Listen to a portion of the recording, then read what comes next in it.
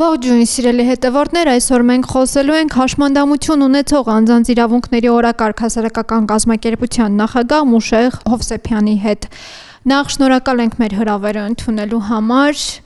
Պարոն Հովսեփյան, այսօր ուզում ենք խոսել Հայաստանում որքան գրանցված հաշմանդամություն ունեցող անձինք կան եւ ինչ խնդիրների են նրանք բախվում, կխնդրեմ մանրամասնեք։ Հայաստանում այս պահին ապրում է շուրջ 200,000 հաշմանդամություն ունեցող մարդ, որը ընդհանուր բնակչության 6-ից 7%-ն է կազմում։ Սրանք պաշտոնական վիճակագրություն են, այսինքն այն մարդիկ են, ովքեր փաստաթղթավորված ունեն հաշմանդամություն։ Իրականում գործնականում հաշմանդամություն ունեցող մարդկանց թիվը սովորաբար շատ ավելի մեծ է, քանի որ դրամաբանությունը հաշմանդամության սահմանման գործընթացի հնարավորինս քիչ թվով մարդկանց հաշմանդամության սահմանումն է, հետևաբար իրականում հաշմանդամության երևույթին ավելի մեծ թվով մարդիկ են բախվում իրենց կյանքում, ընդհանուր առմամբ ընդունված է համարել, որ յուրաքանչյուր բնակչության 15% ունի հաշմանդամություն, այդ թվում պայմանավորված իրենց տարիքով եւ այլ մարտահրավերներով, այդ թվում անմատչելիությամբ եւ այլն։ Ինչ դժվարությունների են հաշմանդամություն ունեցող մարդիկ բախվում, կախված շատ տարբեր հատկանիշներից, այդ թվում հաշմանդամության տեսակից, մարդու տարիքից, կրթությունից եւ այլ անհատական հանգամանքներից, այդ դժվարությունները կարող են տարբեր լինել, տարբեր են նաեւ ըստ ոլորտի, կրթությունում բնականաբար այդ մարտահրավերները այլ են, զբաղվածության ոլորտում այլ։ Ընդհանուր առմամբ խնդիրները շատ բազմազան են, մարդիկ այդ խնդիրներին բախվում են ամեն օր եւ կարելի է նկատել, որ դրանք էականորեն ազդում են նրանց կյանքի որակի վրա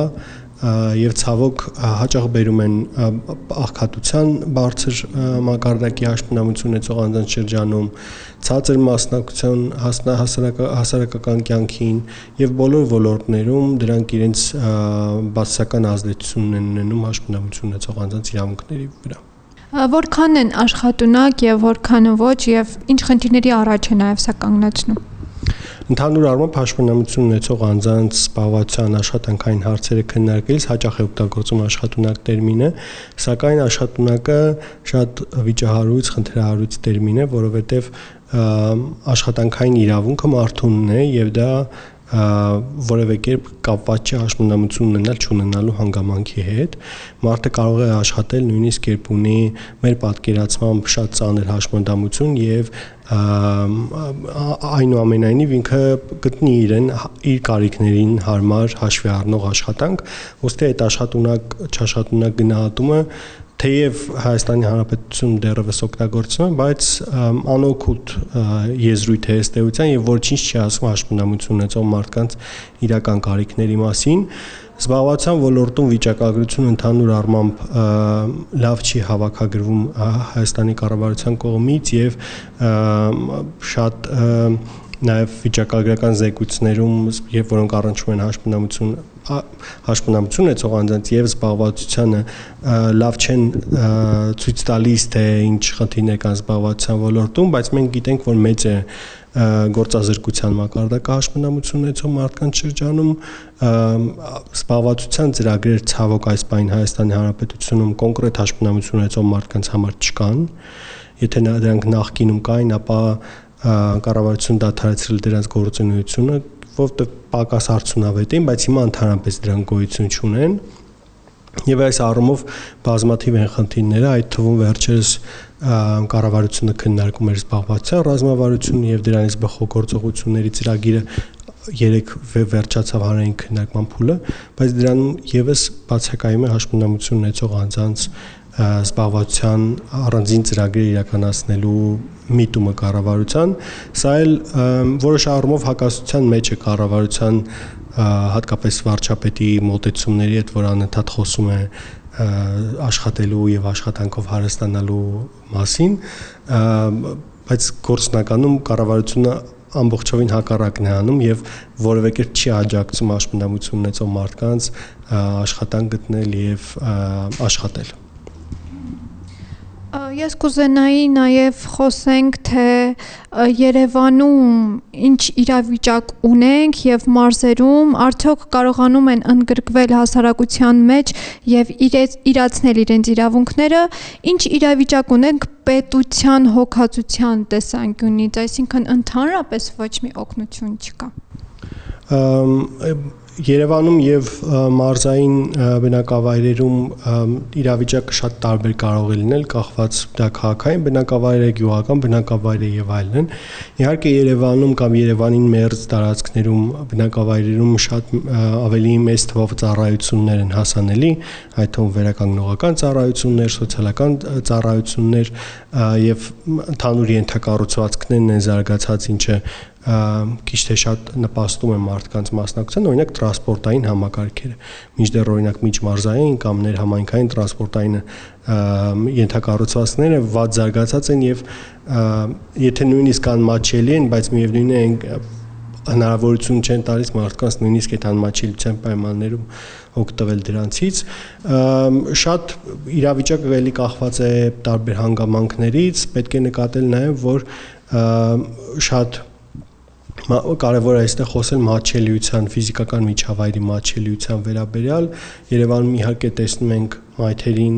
տարիներ շարունակ, արդեն վերջին 10 տարվա ընթացքում շարունակաբար մեծանում է մայթերի թեկությունների, թեքահարթակների թիվը, բայց ընդհանուր առմամբ կարելի է նկատել, որ դա սկսում եւ ավարտվում է մայթերով եւ շենքեր շինությունները մատչելի չեն դառնում։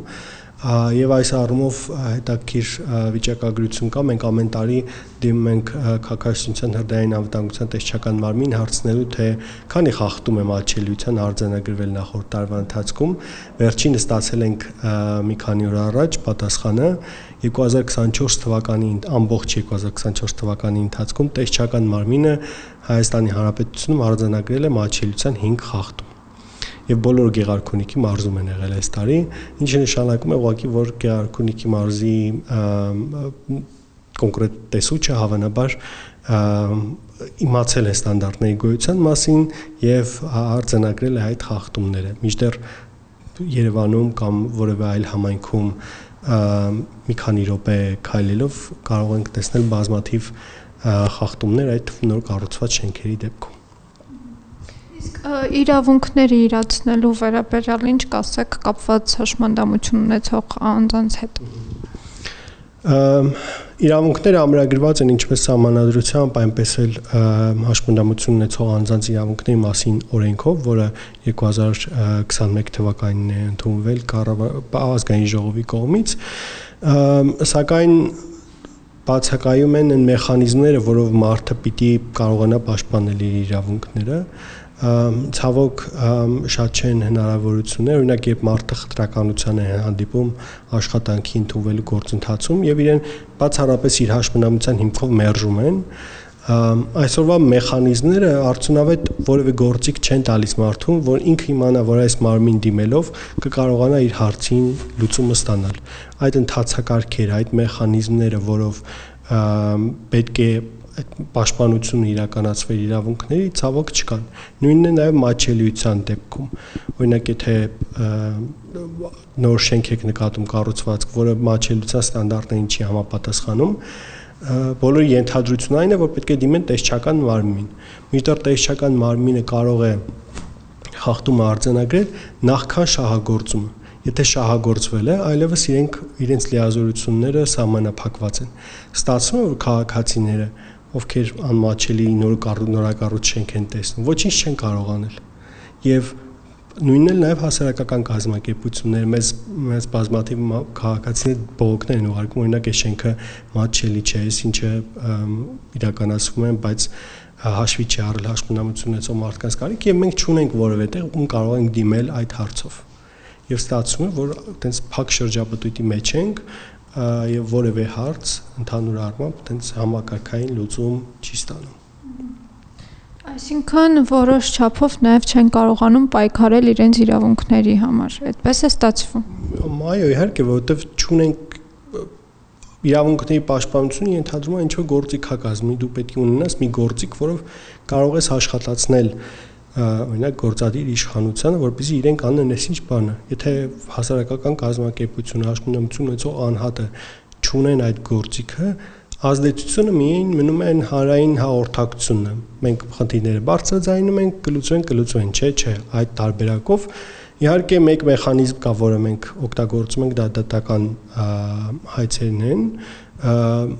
Մենք այս պահին ունենք մեկ գործ ընդհանուր հաշմանդամություն ունեցող բոլոր անձանց վերաբերելի, որը գտնվում է դատարանում 2023 թվականի սեպտեմբերից եւ վերաբերում է հաշմանդամության սահմանման գործընթացին։ Մենք այդ նոր գնահատման համակարգը համարել ենք խտրական եւ քանի որ կառավարություն թաքցնում է այն բանաձևը, որով որոշում է անձունի հաշմանդամություն թե ոչ։ Ու այդ գործընթացում ենք դա մեխանիզմներից մեկն է, բայց իհարկե դա շատ ծախսատար գործընթաց է դատարան դիմելը եւ այդ իրավունքից օգտվելը, այնուամենայնիվ դա մեխանիզմներից մեկն է, որ այս բանին օգտագործում ենք։ Եվ վերջին հարցը դուք նշեցիք, որ կառավարությունը ոչ մի բան չի անում, որպեսզի օգնի այժմ հաշմանդամություն ունեցող անձանց, նույնիսկ դեղորայքով նրանք չեն օգնում, այսինքն ոչ մի ծրագիր գոյություն չունի եւ նույնիսկ դեղորայքով նրանք չեն օգնում այդ անձանց։ Չէ, իհարկե կան,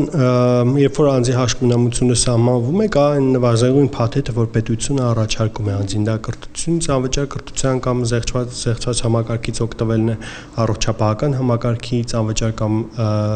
զեղչված օգտվելն է, դեղորայքը վերջին շրջանում դրական փոփոխություն եղավ եւ երրորդ խմբի հաշմանդամություն ունեցող մարդիկ եւս ստանում են անվճար դեղորայքը։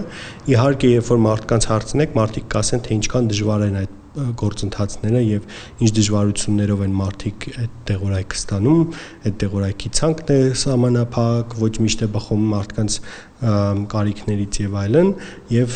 ստանալու գործընթացը կարող է հավելյալ դժվարություններ առաջացնել, երբ որ մարդը հաշմանդամություն ունի, այնուամենայնիվ նման նվազագույն բաներ, այդ թվում կենսաթոշակը կամ հաշմանդամության նպաստը պետության կողմից տրամադրվում է, բայց դրանք շատ նվազագույն բաներ են եւ